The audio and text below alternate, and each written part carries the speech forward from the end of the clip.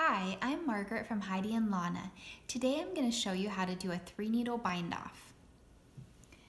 So a 3-needle bind off is used to seam 2 pieces together and bind off at the same time. So I have 2 pieces of knitting here, and I'm going to be putting them right sides together for this demonstration, but you'll want to refer to your pattern whether it calls for putting the right sides together or the wrong sides together. Whichever side is out is where the 3-needle bind off will show. It'll create a little ridge. So sometimes that's used as a design element, and other times you don't want that to show on the right side of your fabric.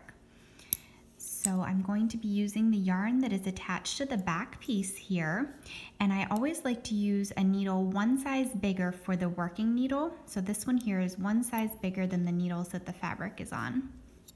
And what you're going to do is go into the first stitch on the front and the back, and you're basically just knitting those 2 stitches together and then sliding both of them off. And then you're going to do the same thing on the second stitch, go into the front one and the back one and knit them together.